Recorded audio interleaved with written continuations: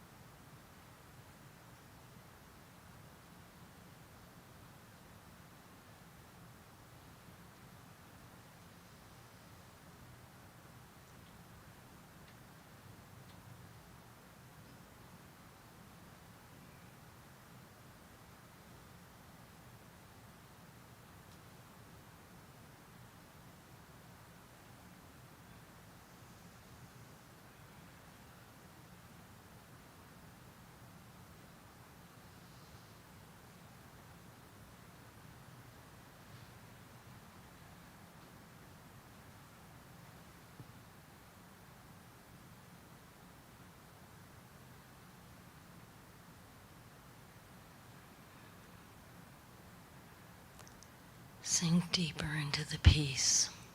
Let go. I am timing us. Just let go.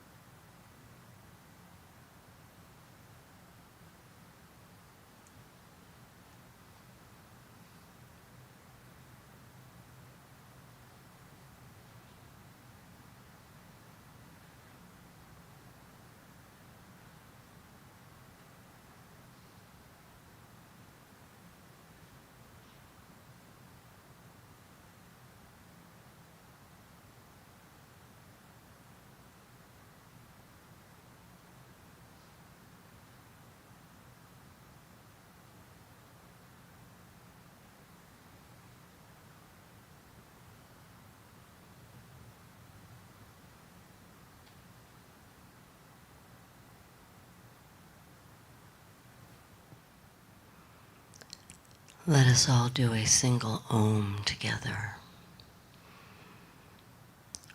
Om.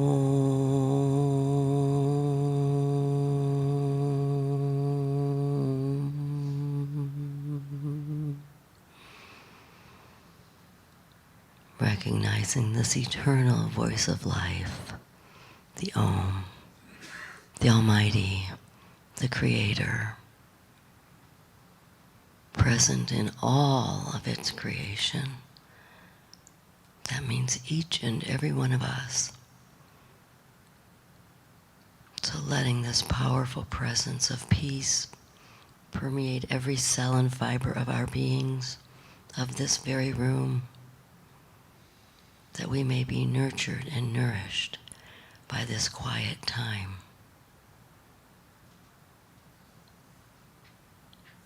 That we may be both at peace and calm and energized by it. Gratefully, I let this be so. Amen and amen. You can gently open your eyes, and when you're ready, join us for the visual meditation on the screen when it comes up. Thank you, Harris.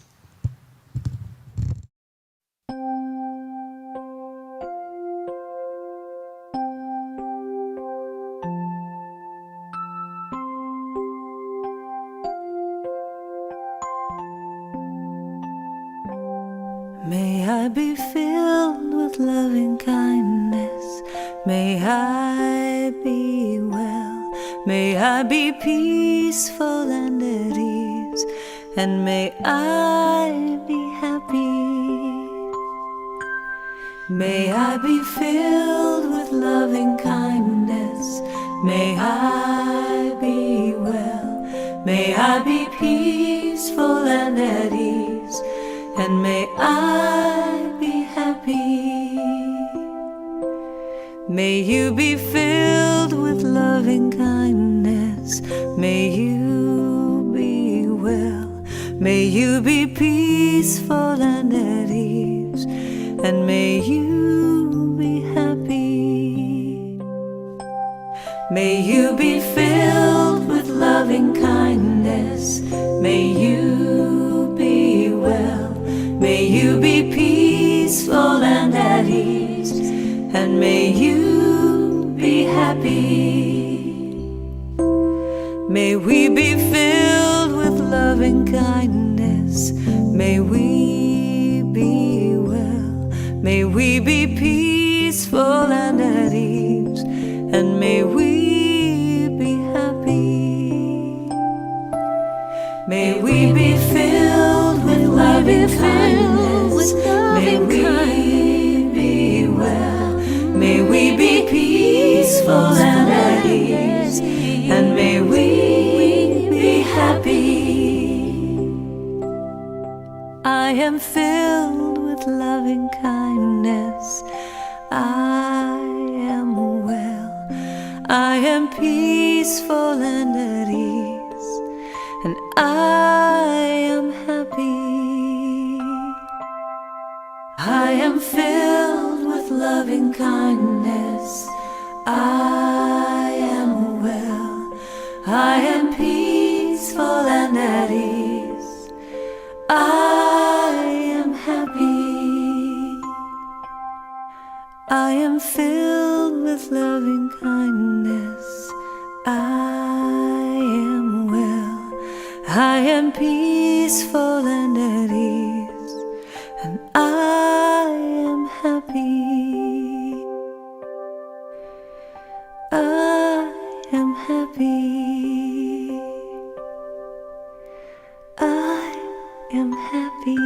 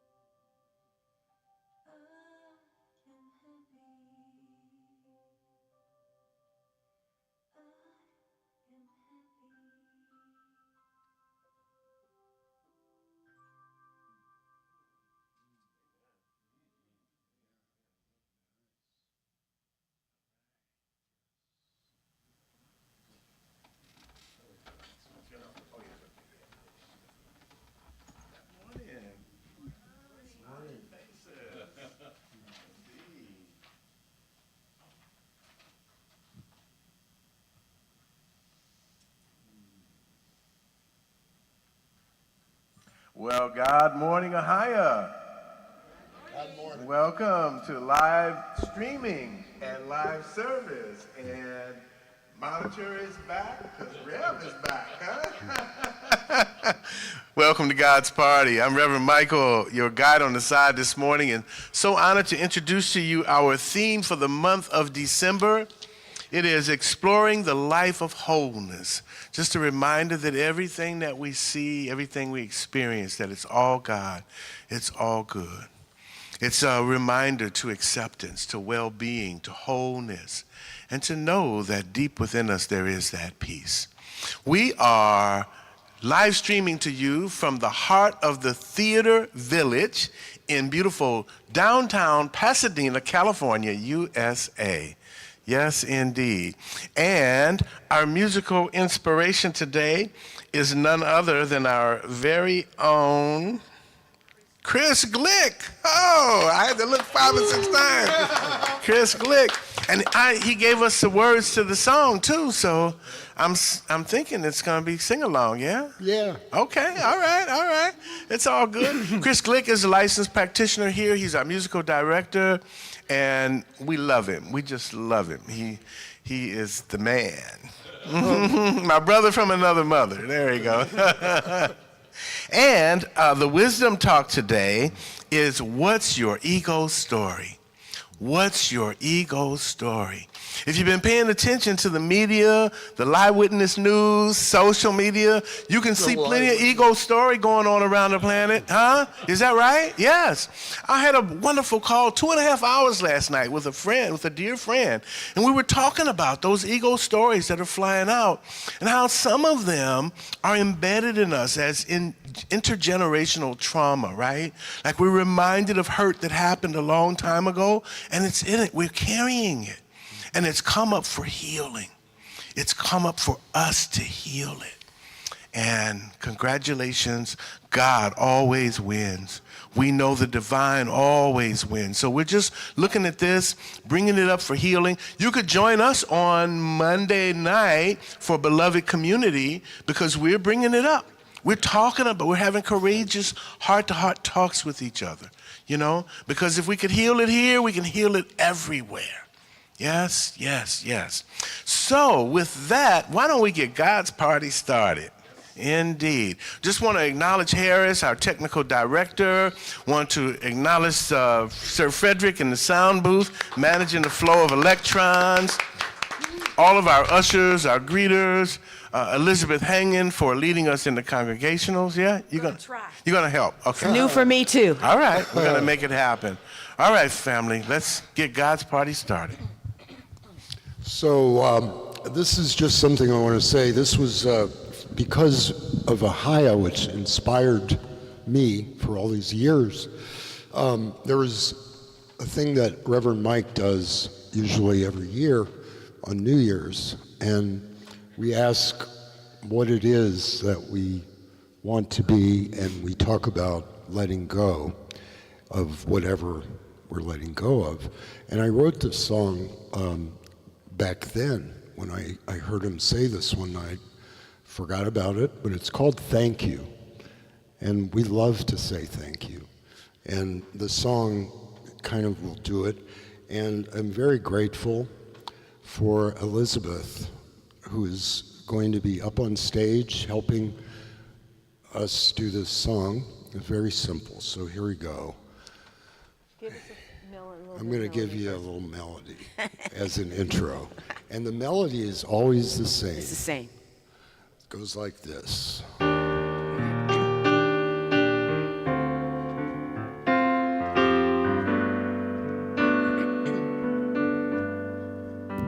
With me. Thank you for all I am. Thank you for all you are. Thank you for all that is. Thank you for this.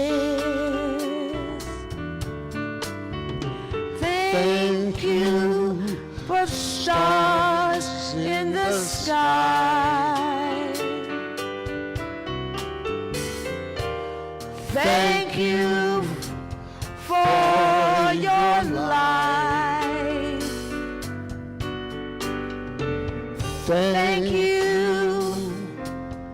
I'm grateful. Thank you for your love. I give thanks. Here we go. This is what we sing. I give thanks. I give thanks. I give thanks.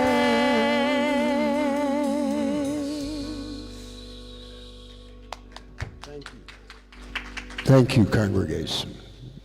This is one of our new congregation songs. And just so you know, Elizabeth, Leon, Brian, we're writing songs for you. Thank Yes.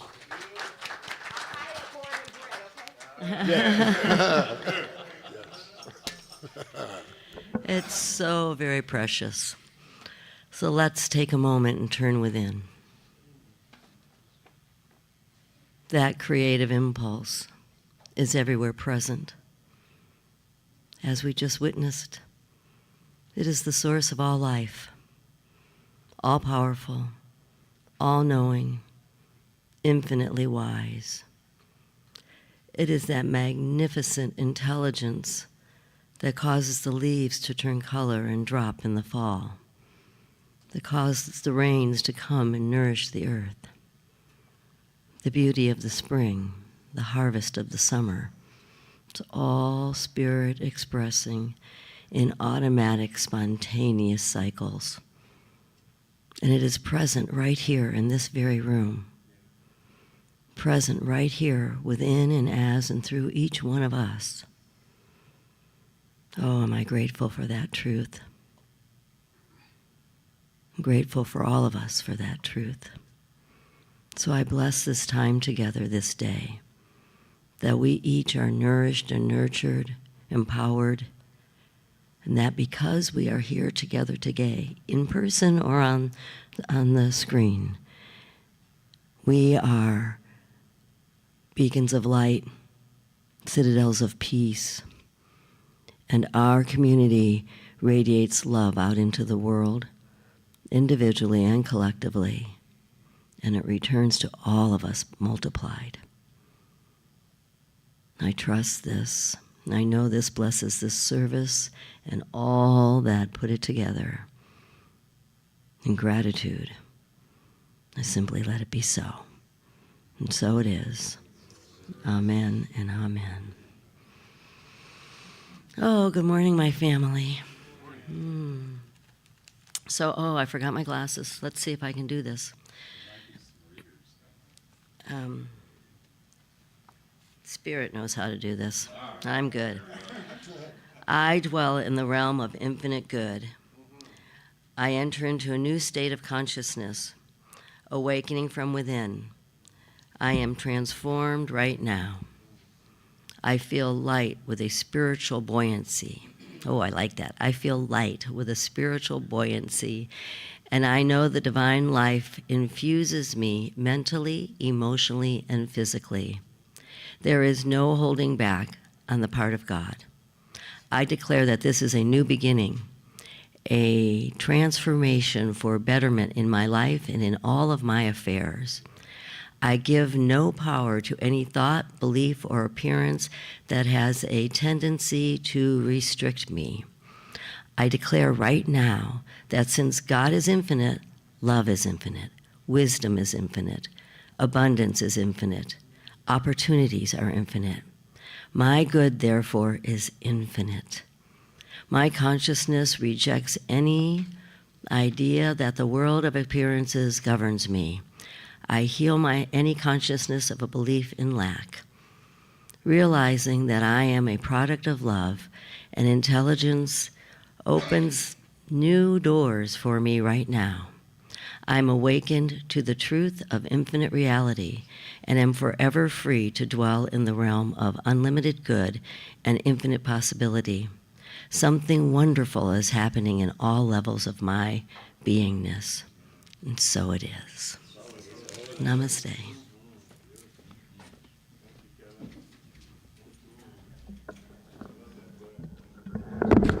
Whoops. That was Frank Richelieu's book? Yeah. Reverend Dr. Frank Richelieu from Redondo Beach. Oh, good morning, everyone. It's so good to be back. I've been on vacation down in Mexico, down in Puebla, and it's, it's not a small town. It's 3 million people, but it is, the downtown area is all colonial style, and it's just restaurants and places to walk and things to look at, and I just love it down there.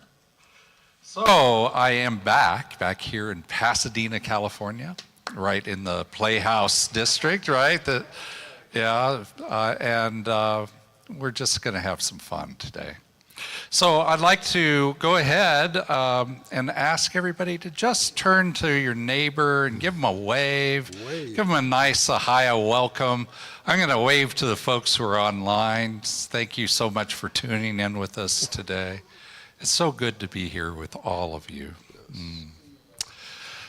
And so we have Chris Glik as our singer today. So Chris, take it away. Thank you, Reverend Scott. Thank you. I'm grateful to be doing this today. Connie Rouse, who usually is here on this Sunday, asked me if she could have off, and I thought of this. I discovered a bunch of songs and that I've written over the years.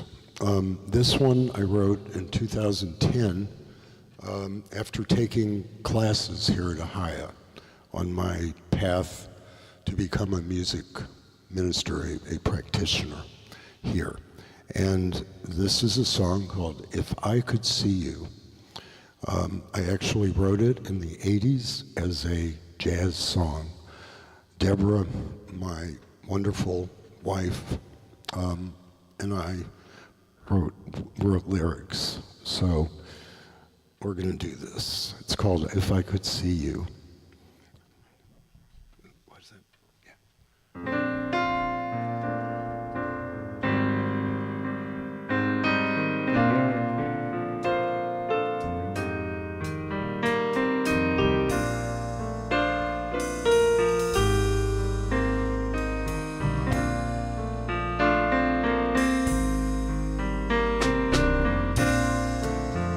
You are my flower, you are my life.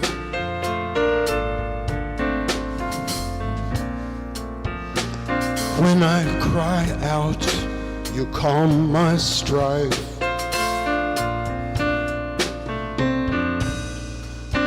How can anything be amiss?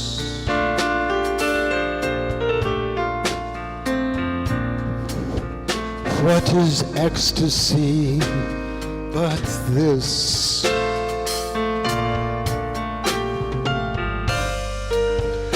Wondrous spirit, my source, my golden light. Your love assures me day and night.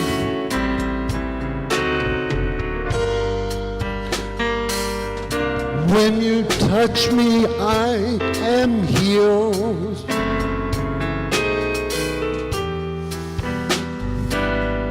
When you bless me, I'm in the golden field.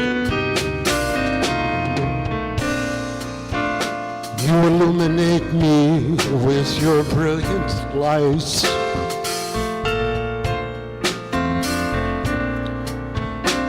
Through the ages, we share our lives.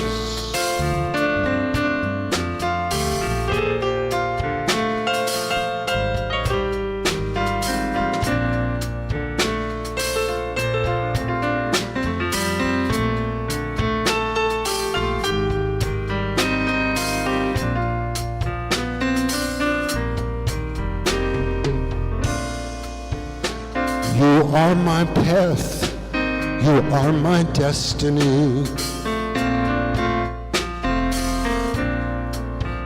You lift me up, you sustain me.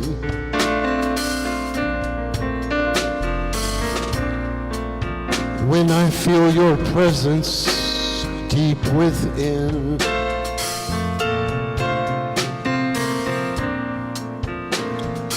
I am one with everything.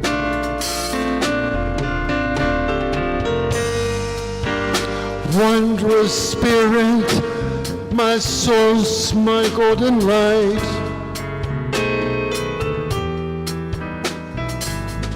Your love assures me day and night. When you touch me, I am healed.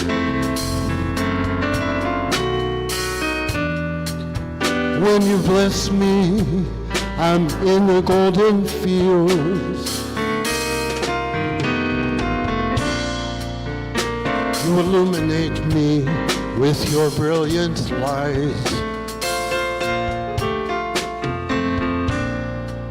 Through the ages, we share our lives. Through the ages, we share our lives. Through the ages, we share our lives.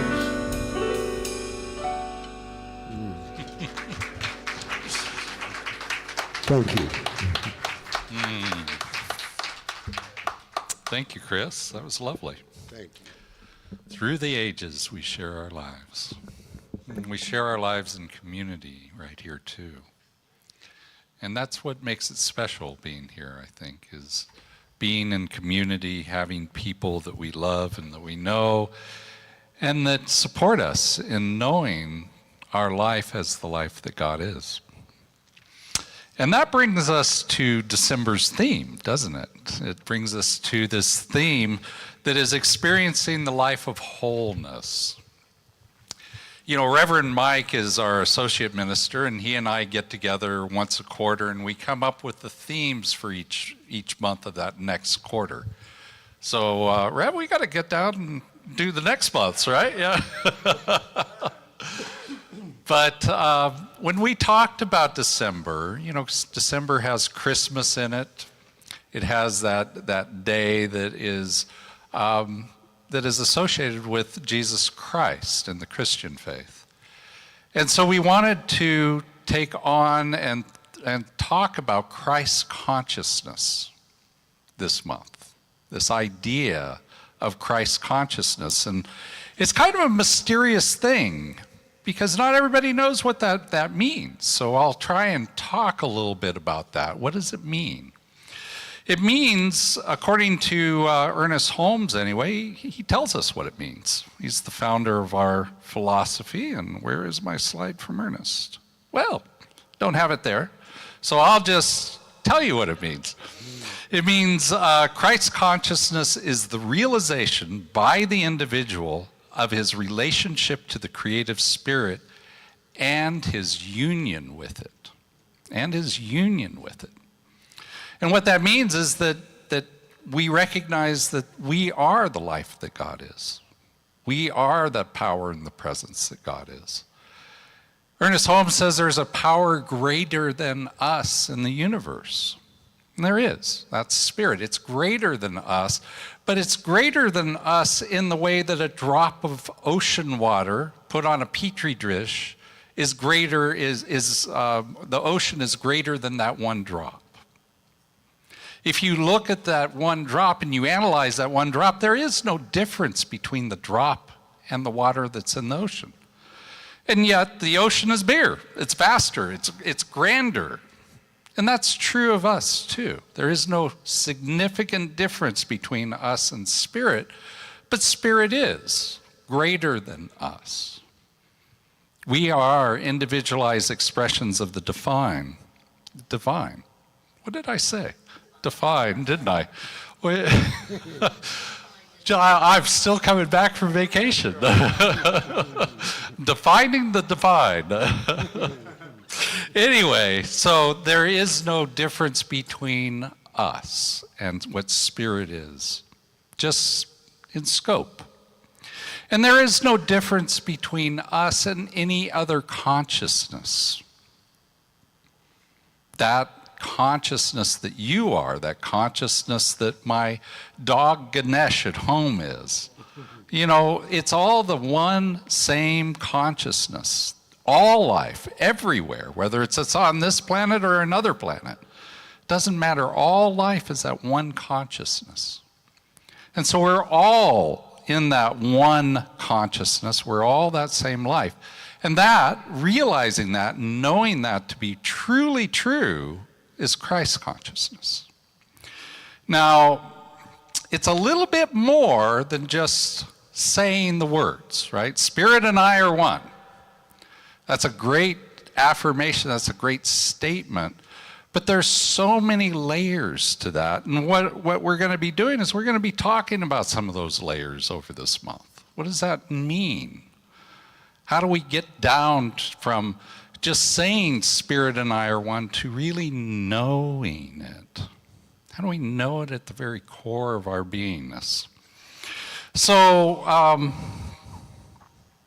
one thing that we want to do during this month is we want to talk a little bit about how to live from this idea, this concept of living from Christ consciousness.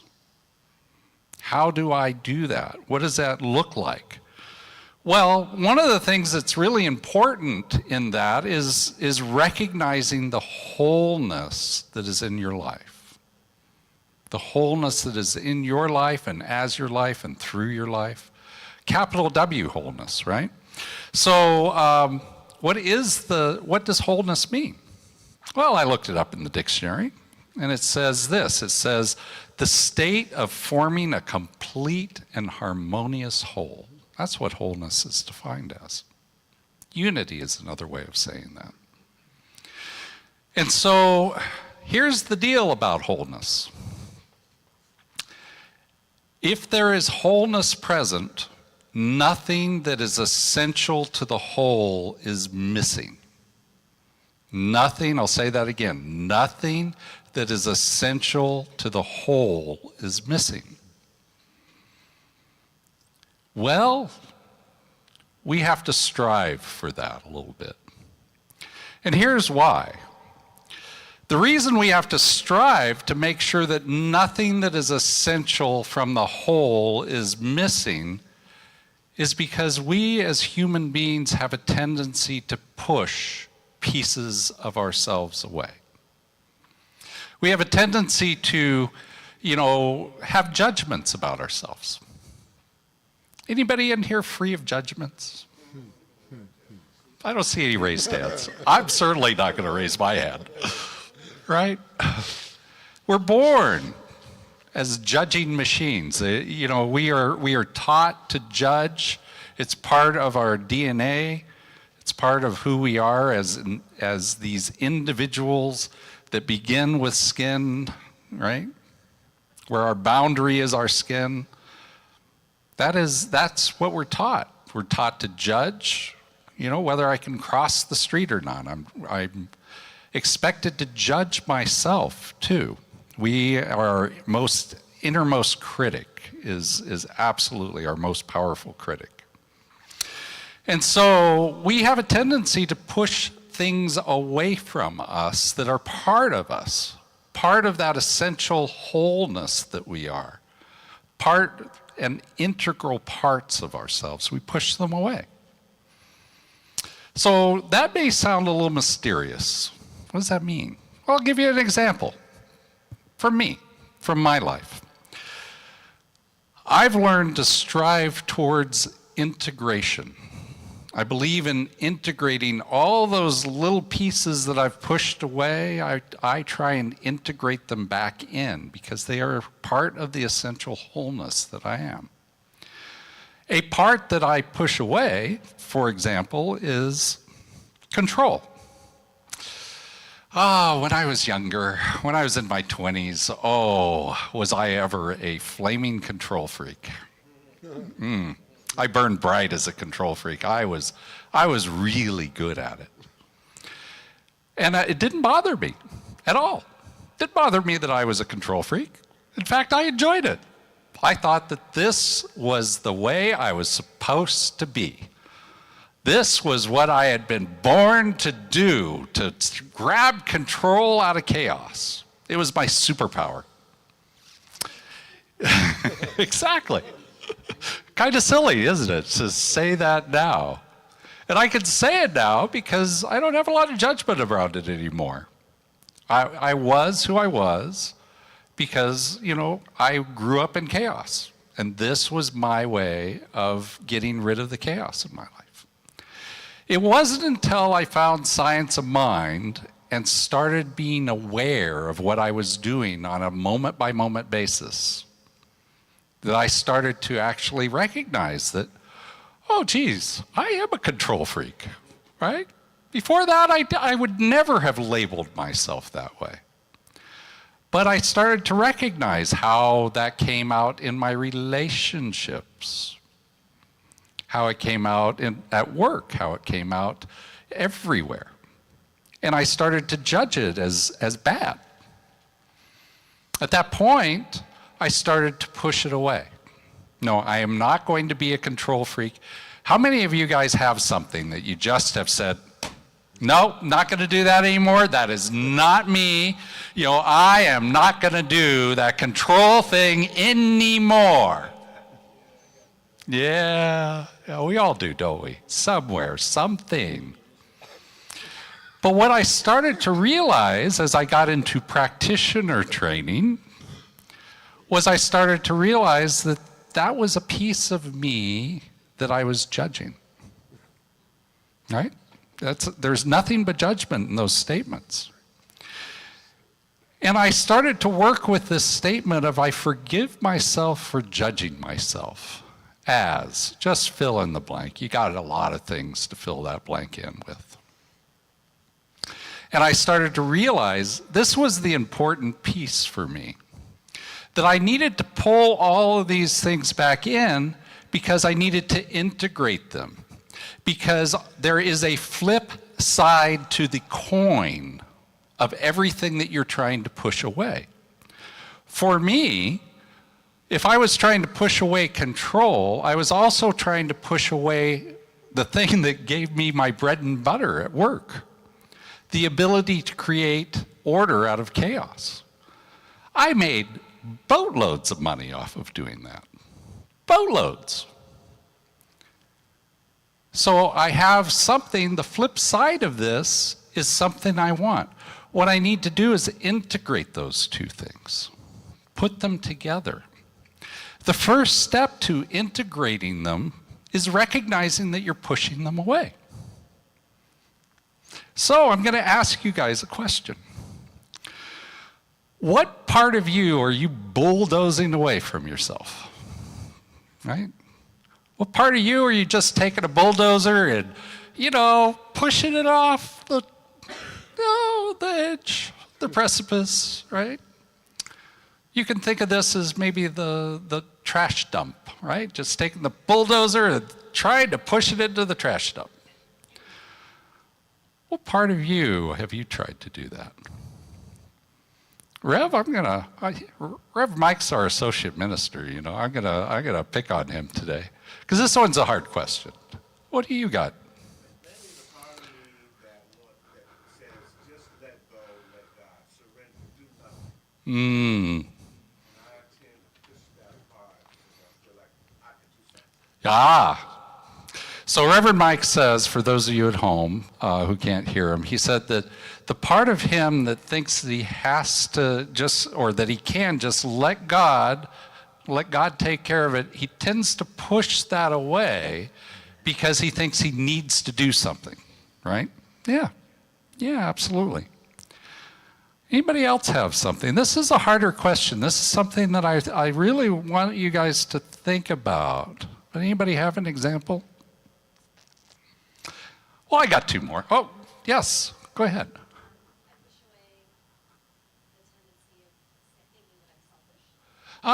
Pushing away the tendency to think that you're selfish. Mm-hmm. Yeah. Instead of doing stuff for yourself, you push that concept away. Yeah. Yeah. You know, I think that's a great thing to look at, you know, because when we look at these coins, right, the next question is, what's the power? What's the bonus? What's the good thing that's associated, the flip side of the coin of pushing those things away? So I'm going to give you a couple more examples out of my life, just for you to, you know, kind of take home and think about a little bit. I have a tendency to push away emotions when I'm stressed, right? I get down into the Mr. Spock mode, very logical, very, very logical indeed, right? And, you know, the flip side of that is that what I've found is that I'm actually empathic. You know, I would never have thought that when I was a kid, that I can actually feel other people's feelings. But when I close down my own feelings, all feelings go away, right? My feelings, their feelings, all feelings. World becomes gray, right? Another one, this one I'm still working on, by the way. I'm pretty good with the feelings part nowadays. But I'm still working on, I shut down fear in specific when I was a kid. Completely shut it down. And so I don't feel fear. And I don't mean that I'm not anxious or something like that. Things don't worry me, but I don't feel fear itself. And so, you know, the downside of that is that, you know, or the flip side of fear is that I actually have this ability to see issues before they come, right? And if I push away the fear, I push away the notice of that, right? Okay. You guys are maybe getting it. This is a little bit of a tough subject, but I wanted to bring this up today just so that we start thinking about Christ's consciousness, the ability to see ourselves as the wholeness that God is, the oneness, the unity that God is. But what does it take for us, right? It doesn't quite come for free. It could, but we tend to have barriers. And one of the barriers that we have is pushing aspects away. We have to integrate ourselves. So that's Christ's consciousness. I'm going to ask Kelly to come up. And she's going to talk, probably not about Christ's consciousness. I think she's going to talk about our theme for today, which is, what's your ego's story? Is that right, Kelly? We'll see. Okay. We'll see what comes out. You know how Spirit is, always having its way with us. Is this, am I on? Yeah, good. Okay, good. There we go. So it's always interesting to me. You know, Scott and I don't have detailed conversation when you're invited to do a power talk. I'm very honored to be up here and have this opportunity. But it's just, I was sitting there chuckling, going, "Oh, this is interesting. See how this goes." So I try my best not to use the words always or never, because there's hardly anything that's always anything or anything that's never anything, right? However, I think we all could agree that we have, like Reverend Mike said, you know, there's a lot of ego stories going around. Like, we could all agree that we know people who are egotistical, self-centered, self-serving, narcissistic, my way or the highway, right? Have we all, you know, I think maybe we've even been that person sometimes, oops, you know. So you know, ego has a bad rap. It's like that it's a bad thing because of those people, or maybe more than that, but I'd like to offer that our ego serves us. Our ego is what moves us to action. Our ego is the fight or flight mechanism that saved humanity so that we're all still here, right? However, there needs to be a balance, you know. I fully embrace what we teach in this philosophy, that we are spiritual beings having a human experience. I fully embrace that because I have known things or seen things or done things that it's like, who did that? I don't think that was my logical, practical human mind that did that. So I think we need to have a balance between the ego and our spirituality, our intuition. So maybe that's the Christ consciousness. So it's one of the ways that I have learned, and I'm still working on it, is through the 4 agreements. It's a book written by Don Miguel Ruiz. And there's 4 agreements. Be impeccable with your word. Well, that one I always felt like we ought to be honest. Don't take things personally. That one's a little tougher. Don't make assumptions. Oh my, that's it. And then strive to do your best. So that was kind of a given in my family of origin, like an A wasn't good enough, you better get an A+ kind of thing. So you're always striving to do your best just to get maybe a pat on the shoulder, But that second one, the 2 middle ones are the ones I really want to focus on. Don't take things personally. It's a job. It takes fully present moment awareness to notice that, like, oh, is that really true? And it, for me, is where I've been able to tame the ego and really be present with people and question my reaction, because I was trained really well from a very young age to be a victim. I almost wore it like a badge of honor. And so it took a lot of work, still takes work, to not be that victim. So when I go to take things personally, it's like, really? How do you know what's going on in that person's life today? Really? Has that got anything to do with you, or is that them? Really? Do you really think that you screwed that up? No, I think you did a good job, and give yourself credit for that. It really, for me, takes presence in the moment to not go off into some emotional idiocy. Spirit just gave me that word. So the other is the making assumptions goes right in hand, because I'll speak for myself. I make up stories. I make up stories that this is going to happen, or that's going to happen, or they meant this, or they meant that, or that this is going to be hard for them. How do I know if it's going to be hard for them? It could be super easy for them. We all have our strengths and our talents, and it's great to honor them. And I forgot to look at the clock when I started, so I just think that when we practice not taking things personally, we're a better person in the world.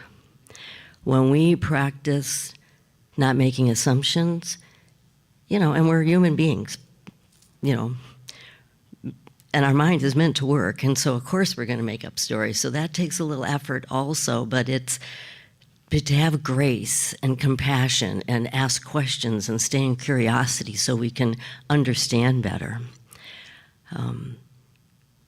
That, I think, helps us all be less egotistical and yet provide for our physical. We have to provide for our physical being, So one piece that I feel like really helps in both these regards is taking excellent care of ourselves. Like, it's always makes me chuckle what Spirit brings in, that you brought in, if I take care of myself, am I neglecting others? I want to offer that if we take care of ourselves, we have much more to give to others. That if we are rested, if we do our spiritual practice, if we eat well, we come with a full cup and we can pour it all over everyone else. If we don't do those things, we're like running on empty, and we might be that person that's being the judgmental one or the making up stories one, So that, to me, that's what this is more than I can offer of anything, is to take excellent care of ourselves, especially in this busy season. I mean, every season's busy, but the month of December tends to be an extra busy one. So I think that really, really, really is important, that balance. And so this morning, first I want to say that Wayne Dyer is known to say about ego, E-G-O, edge God out. So we want that balance. We want to both listen to Spirit, listen to our intuition, listen to our inner wisdom, and take action. What do we say in this philosophy? Treat and move your feet. So, there needs to be a balance. So this morning, my meditation app gave me a delightful quote. Love is not what we become, but what we already are. And that's from Stephen Levine. So I leave you with that. Namaste. Thank you, Kelly.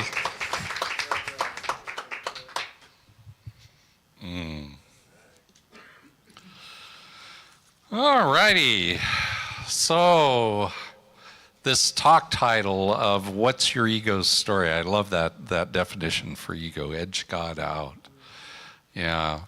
Because I'm going to focus a little more on that side today, this side of the ego that edges God out, this way of spirit being that doesn't allow us to be our more whole self, more true self. So, what is your ego?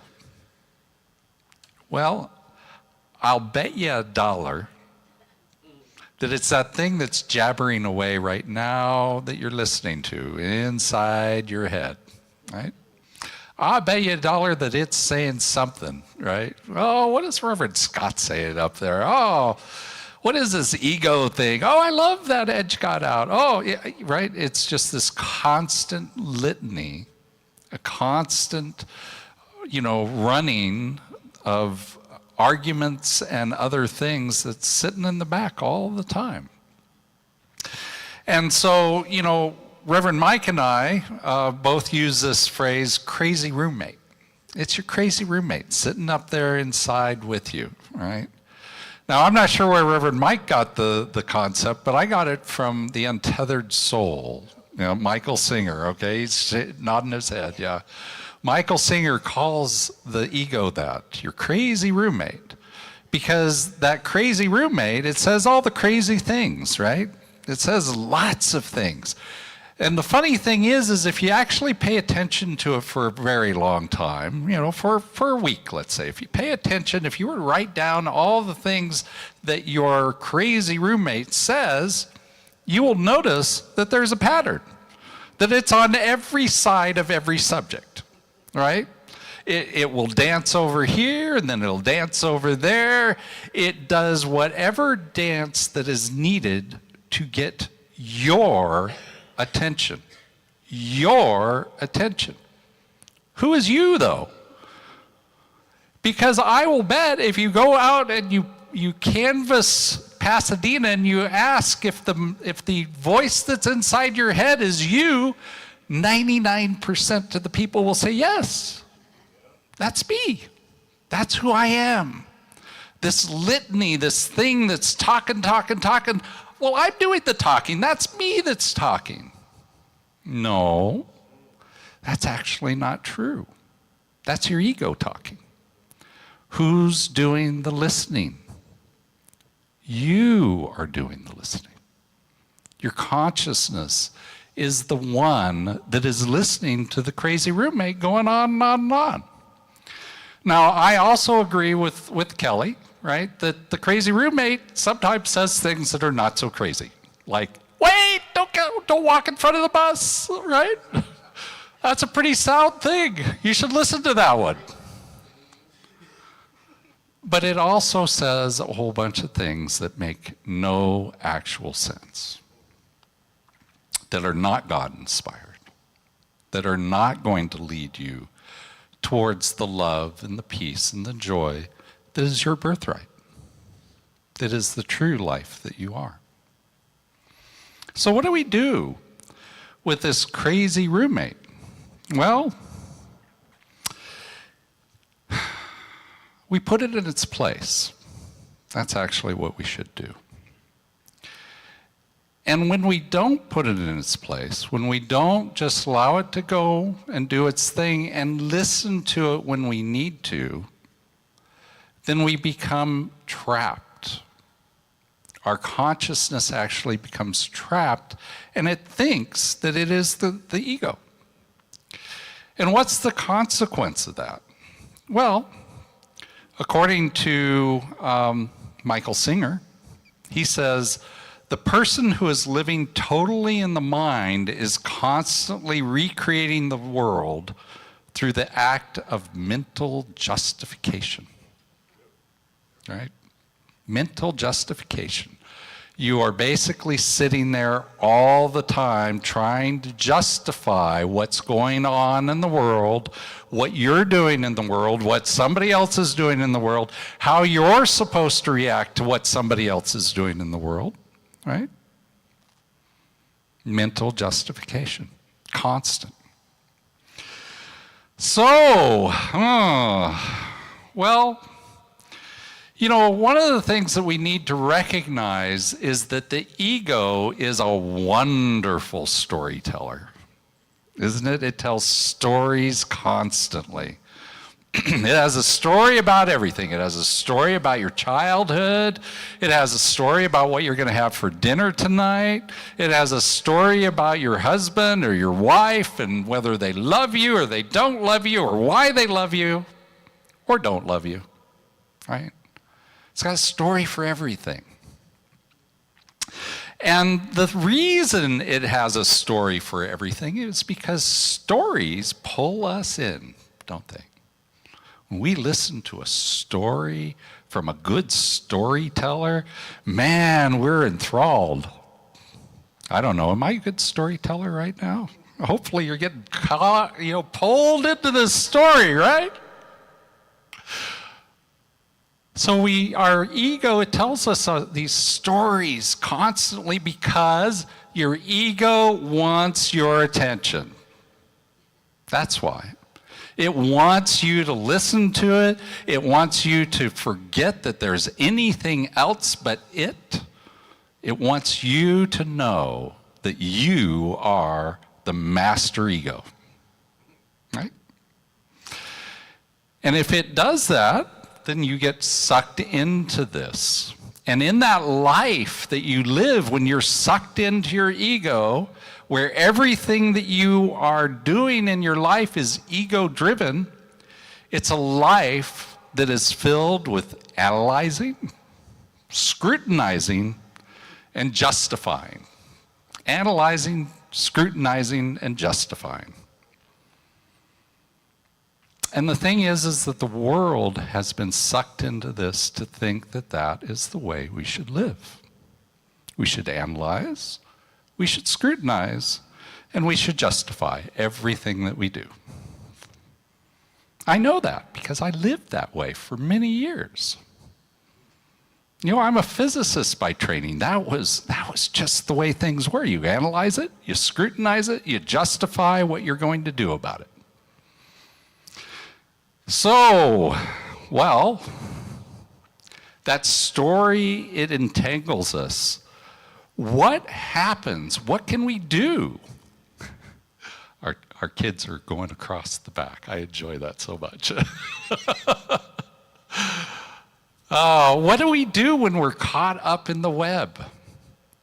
What do we do when we're caught up in this web of storytelling that our ego has given us? Well, we recognize that life is really all about me. My life is really all about me.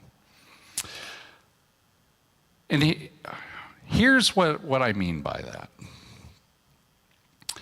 It is an absolute true statement. Isn't life all about me? Because my life is the reflection of my thoughts, my feelings, my intentions, right? They all get reflected back to us. Spirit just says yes, and it reflects back to us. The thing is that when we get caught up in the web, we get to believe that life is only about me. That my life is what's so important. There's two different things. Those are two different things. My life is about me? Yes, it is about me. Is it only about me? No. It's about everything, all together at the same time. And so when we get caught in the web, we start to think of ourselves. I'm going to ask Chris to come up for a second. We think of ourselves, from that place of, what is it about me? What is going on right now, and how can I make it about me? When I was down in Mexico, they have the Zocalo in Puebla, right? Many of the Mexican cities have this. It's a downtown park, right, at the very center of the town. And in Puebla, they had, on one of the days that I was there, while I was having breakfast, they were putting up this big stage, right, and all these chairs out there. And it ended up that there was a high school band that was going to perform there, and their parents and all were coming down to the Zocalo to watch their kids, and everybody there. The Zocalo in Puebla is really busy, so there's all these people around listening to these high schoolers. And I heard this haunting tune coming back out of that. It was like an orchestra type of high school thing. It wasn't singing, and so it was just music. And I heard this song.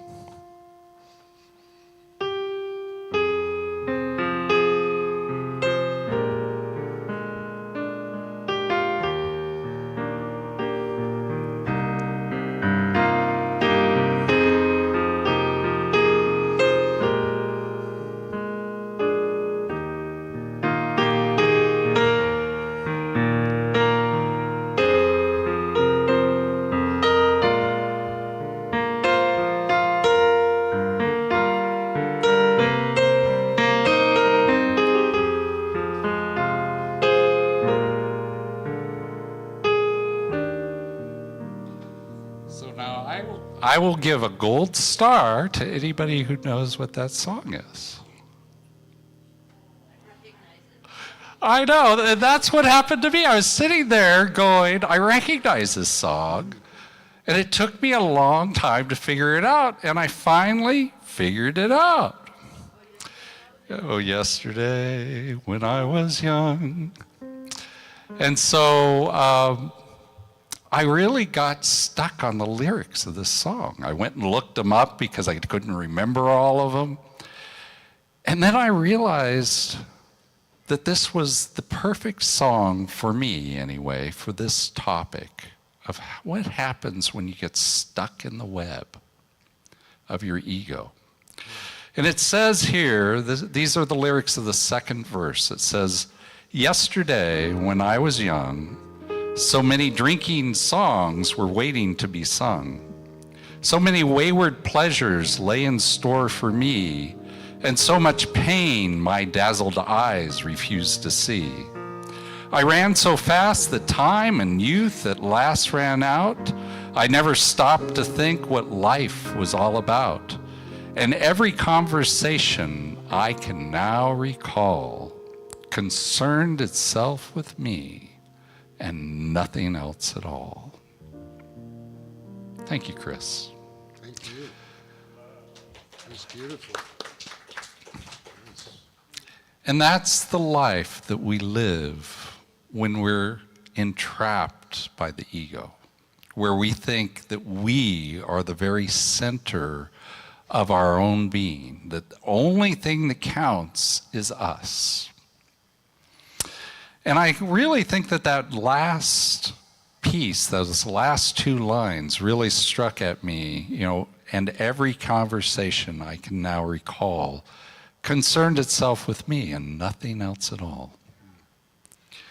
And so I think we all agree when we think about it, that this is not the place that we want to be.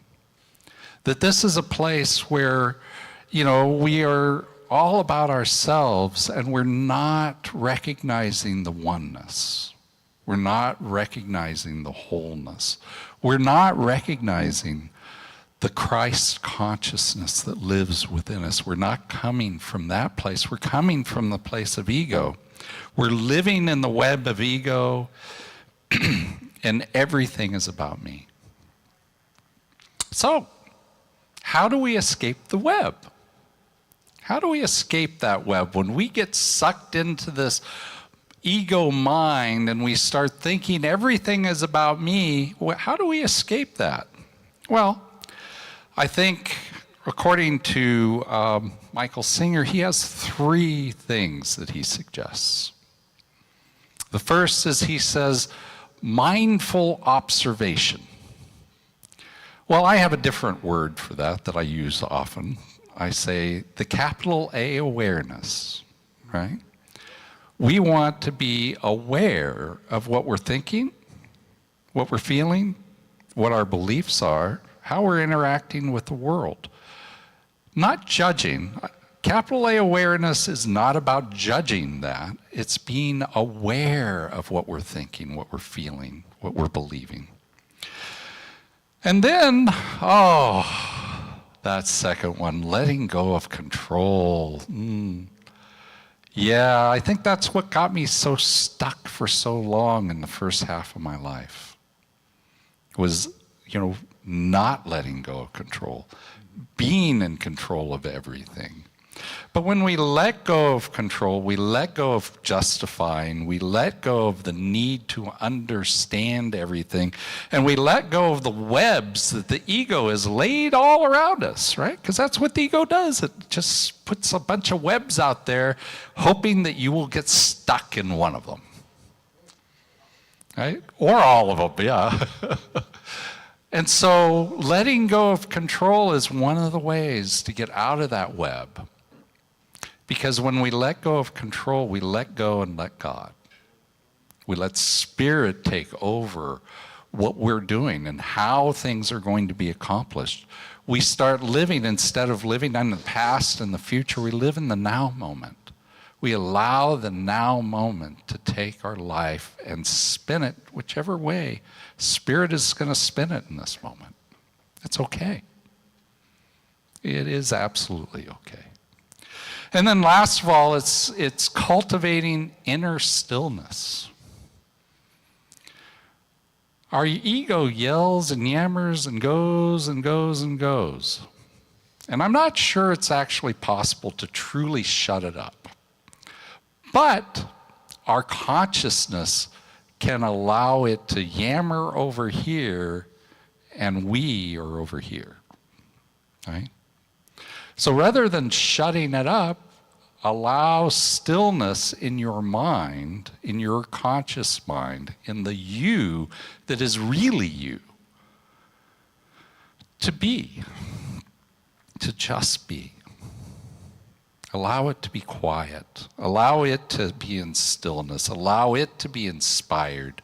Because it's from that stillness that we hear our intuition. It's from that stillness that Spirit speaks to us. It's from the stillness that we can live our lives without justifying it all.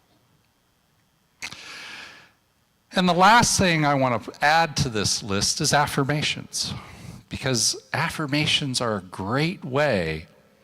Okay, you got to hear this though.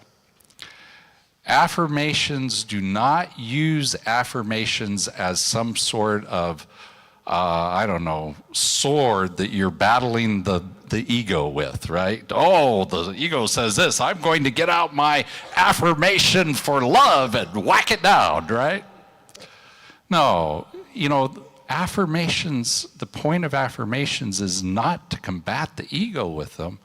The point of affirmations is to pour in, from the top, clean water, clean ideas, ideas that fit harmoniously with all that Spirit is, that align with the love and the peace and the joy that God is.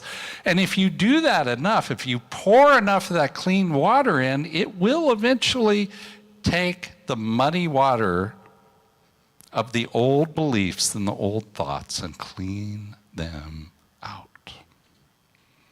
And so that's what we do, is we say our affirmations in order to change our beliefs, to change our thoughts, to change our intentions. And we know that once we do that, we automatically, because Spirit just says, yes, yes, yes, right, which is the title of Frank Richelieu's book, we know absolutely that Spirit will change what it's reflecting back to us.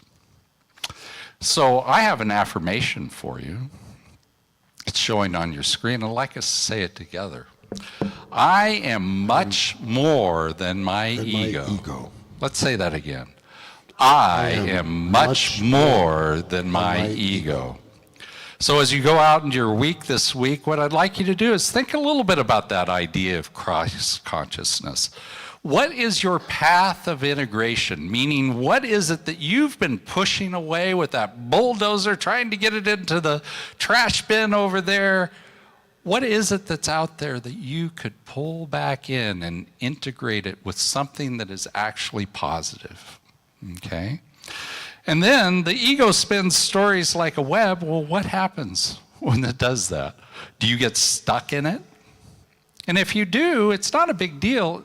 The thing is that you have to recognize that you've gotten stuck in the web of the ego again. Because when you recognize it, then you can use whatever you need to use to get you out, right? Quiet or affirmations, whatever it is. Just use what works for you. And remember that getting out of your web is mindful observation, letting go of control, and cultivating inner stillness. And I'll add saying affirmations on top of that. Yes. Okay? And as always, if you're a little bit mystified about all this, you're not quite sure what to do, that's okay. Just let Spirit guide you. Thank you, and namaste.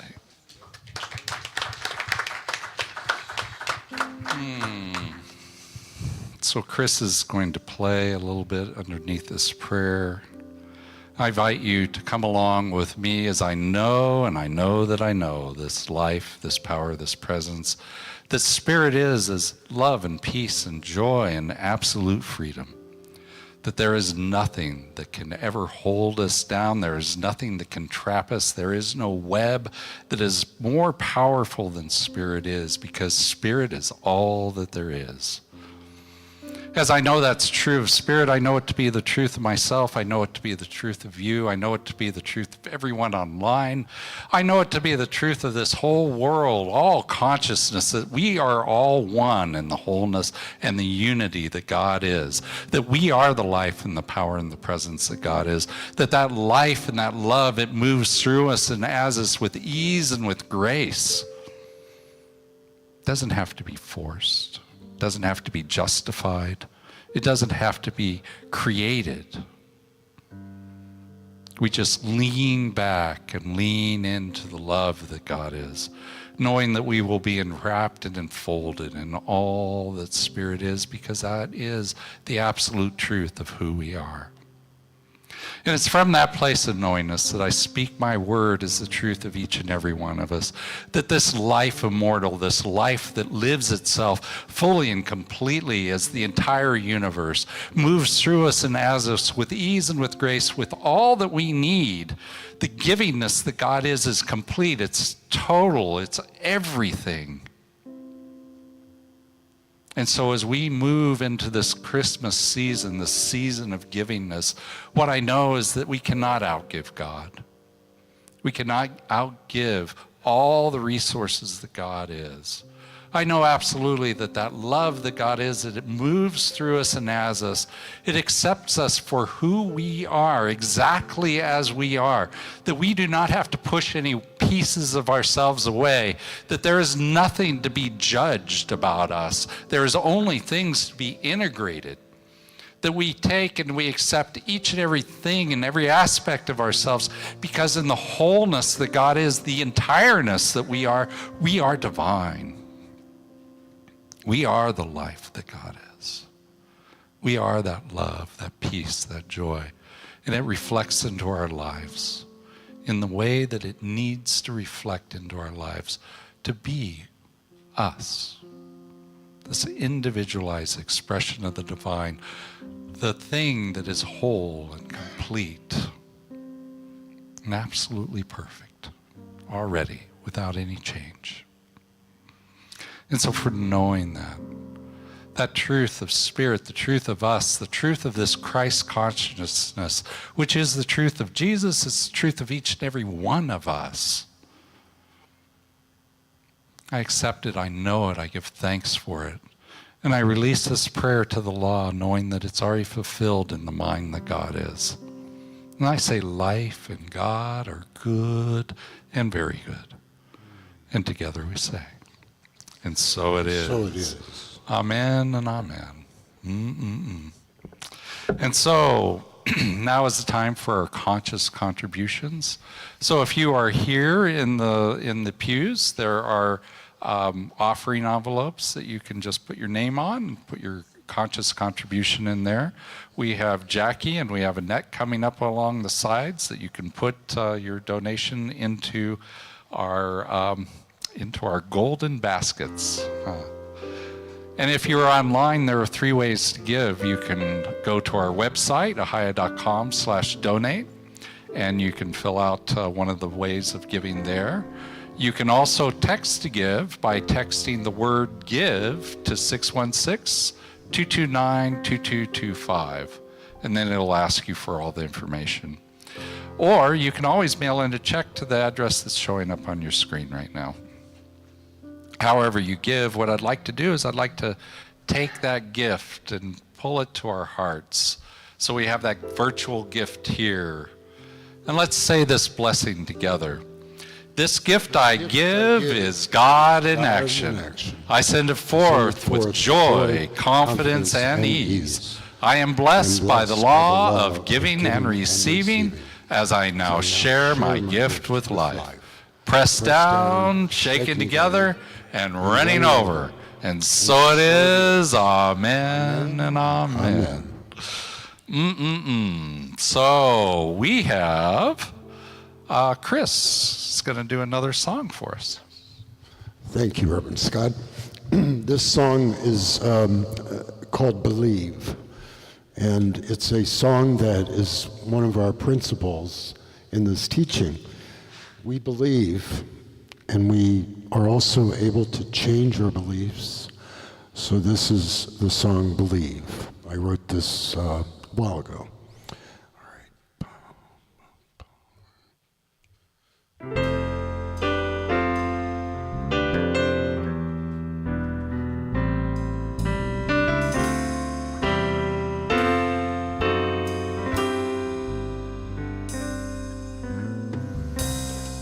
Believe in spirit, and you will succeed, for it always gives you what you need. Trouble may befall you, still you must believe. Spirit loves you always, guaranteed. Believe all and give you all you can. Let the loving arms of Spirit free your soul. Spirit has a master plan.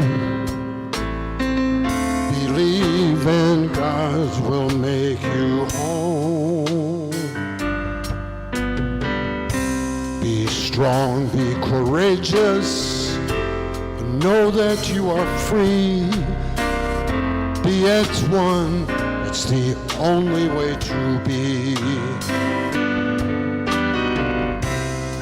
When you feel you need some help, close your eyes, be still. Know that you are loved eternally. Believe all and give all you can. Let the loving arms of Spirit free your soul. Spirit has a master plan. Believe and God will make you whole. Believe and give all you can. Let the loving arms of Spirit free your soul. Spirit has a master plan. Believe and God will make you whole.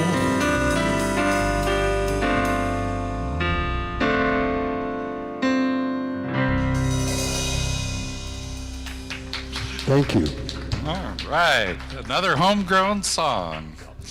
So I'd like to go ahead and ask our youth to come on up and let's play a bit of music for them. Come on down.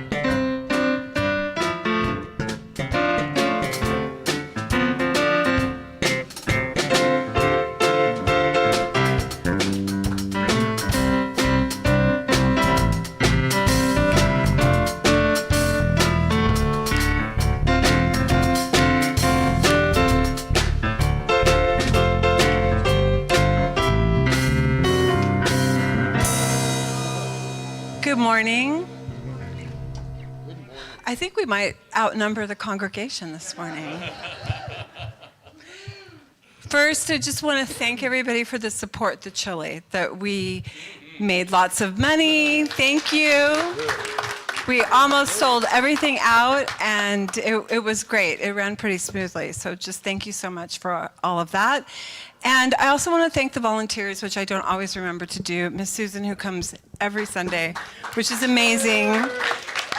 And Rachel, who works with the teens and is here twice a month. And Malachi, we know him.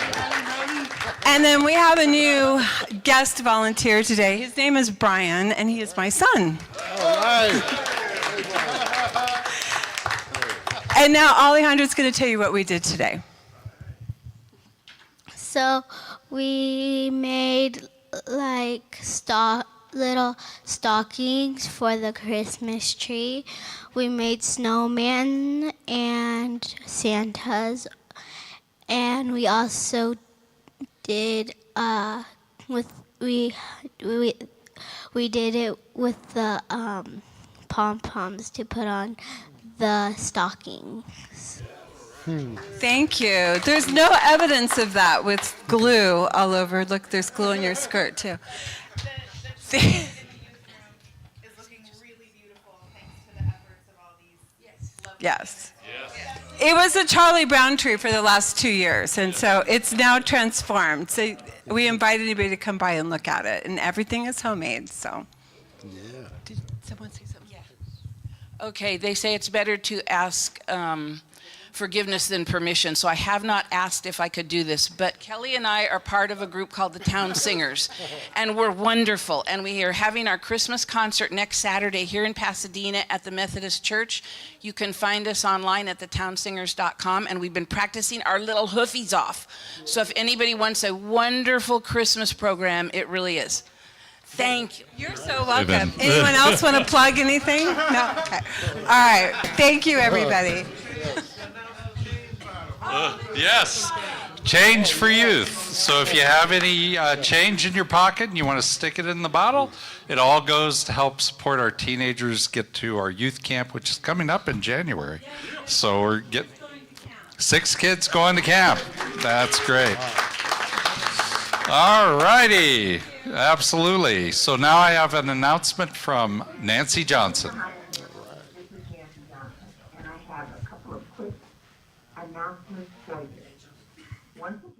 Good morning, Ahiah family. This is Nancy Johnson, and I have a couple of quick announcements for you. Once again, Ahiah has adopted 25 children in our community through Friends Indeed to support with Christmas presents. We can make a difference in the lives of these children. I'm always so happy to head up these efforts for our congregation, and I appreciate all of your support. I try to make sure that everything that comes from Ahiah is special for each child. I'd like to give each child a $25 Target gift card and some small gifts and stocking stuffers to fill out their gift bag. For some kids, this will be all they get, so be assured I will make it as special as possible for each of our children.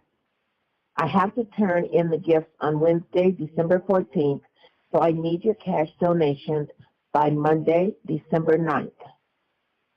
I know that's short term, but I also know that you want to help do the best for these deserving children. You may go to ahiah.com to donate online. Please join with me to bring a smile to these deserving children. Also, we're starting to plan for our annual holiday party. It will be on January 7th in the Fellowship Hall. This will be our community start for the new year of 2024.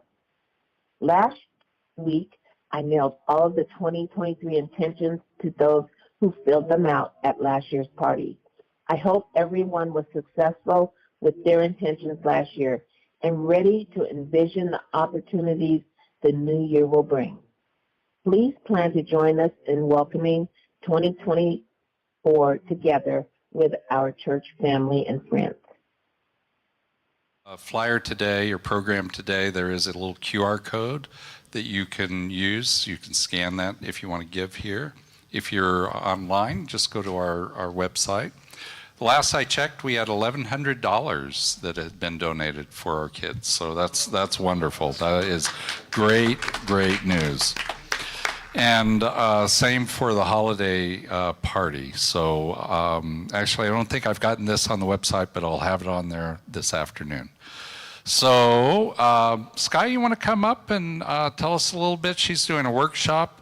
While she's coming up, I'll tell you, remind you that we have Creating the Beloved Community. That's on Zoom tomorrow from 7 to 9. Love to have you. You don't have to have been there before. We're over 2 years in doing this now, but you don't have to have been there before in order to join us. So Sky, tell us a little bit about your workshop. Yes, hello. It's the last one today. I'm going to do a special one. I don't know if you guys had this done before. You had laughter yoga, but I'm actually implementing laughter yoga as part of the session. It's going to be really fun. And then the other part is to calm down in the yoga nidra. So it's going to be like a ha and then a ha. So I hope you can come and join. It's going to be really fun because I learned a process of laughter yoga that really opens the chakras and really balances your body. So if you could please join, it would be so much fun for your presence there. Thank you. So she's doing that from 1 o'clock to 3 o'clock, right back there in the fellowship hall. I have gone every time that I can. I have enjoyed it every time that she's done it. So come join me. I'll be there this afternoon also. Creating the Beloved Community. And then on Wednesday we have 2 weeks ago, we had Tom Rossi that was here as our musical inspiration. He did some different music, right? He had, what was that thing called again that he did? Do you remember? The kora, the African instrument. Yes. It was beautiful, and he does a really great job. I'll be here on Wednesday also for that, because I love his music. I love the process that he takes us through. It's this Wednesday from 7 to 9. Yeah, I know. And then I want to remind you that we are having bingo. We have, oh my God, I think we're almost to $2,000 in prizes for that we're giving away. Is that correct, Annette? Yes. And so there's lots of money to win. All it takes is a $25 ticket. You get 40 chances to win off that $25 ticket. It's a great prize. It's something to give as a present to your friends, to your family. To me, you can give me as many as you want. I'll be back there daubing somehow. I'll be doing a whole bunch of stuff, but I'll make sure everyone that I have is being daubed somehow. So anyway, we're going to have a lot of fun, and all the money that we get will be going to support our youth program throughout the year. Prayer and conversation is on Monday. Yes, from Monday to Saturday. That's from 9 to 9:30 on our Zoom room. You can go to ahiah.com/virtual in order to get on the Zoom room. Book study is also on Zoom. It's Tuesday from 7 to 8:30. Healing Circle is every Wednesday from 7 to 8:30. If you are new in this community, this is a great way of connecting with people that have been here for a while. That Healing Circle, people just come, they share, and then they get prayer around what they've shared about. And everybody prays for everyone. It's a really wonderful way of coming into the community, or if you've been here for a while, of just being supported in our community. I'd like to ask our practitioners to come to the front. These are people who are they are our healing arm of our community right here. They will pray with you. They will love you. They will hold you up high. And so if you want a little bit of prayer, a 3 to 5 minute miracle prayer after service, these are the people that you would go to. That includes Chris over here and myself. I'm a practitioner also. So we also do ministry of prayer. It's online. Just go to our website, ahiah.com/prayers. Only the ministers and practitioners ever see what's written on this website. And we have Dial-A-Prayer, which is just a great pick-me-up that you can go to on our website or call into our line here. This one? Yeah, just ask you to please leave it up to the person. Okay, no worries. So you're welcome. It is a wonderful pick-me-up. So I'm going to, that's not right, we're going to go to a congregational song. I'm going to ask Elizabeth to come on up. Well, no, Elizabeth is not doing this one. Okay. But this song also is one that is new for us at Ahiah. It's not new for me. I wrote it some time ago. It's called In This Moment. When Kelly talked today, she talked about being in the moment. And when the Reverends talk, they always talk about that. And this song is about being in this moment. Here we go. And the words are up there. It's really not that difficult. And you can read it. If you feel challenged by singing it, I will sing. All right, here we go.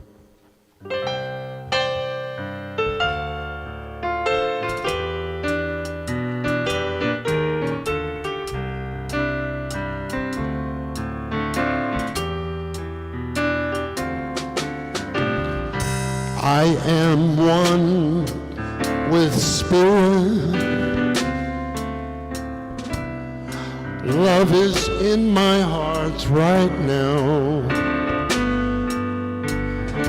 I don't have to direct it. I just let God show me how. In this moment, I am at peace. I know that God is everywhere I go. In this moment, I feel a glow. In this moment, I just let go. Spirit guides me in my daily life. Peace is in my heart right now. No one can take this away. God is blessing me this day. In this moment, I am at peace. I know that God is everywhere I go. In this moment, I feel a glow. In this moment, I just let go. Perfect, Chris. Thank you. Thank you, Ahiah. So we have our benediction here. Let's say it together. It's showing on our screen. Something wonderful is happening through me right now. It is this thing called life. Life is in my mind. Life is in my body. Life is in all my affairs. I accept it. I am it. And I share it. Just the way it appears and just the way it appears not. Thank you, life. Amen and amen. It's so good to be here with you today. I've enjoyed it. It's nice to be back for vacation and back with the Ahiah family. I will see you back here at the back of the sanctuary. If you're online, I will see you soon. I love you all. Thank you and namaste.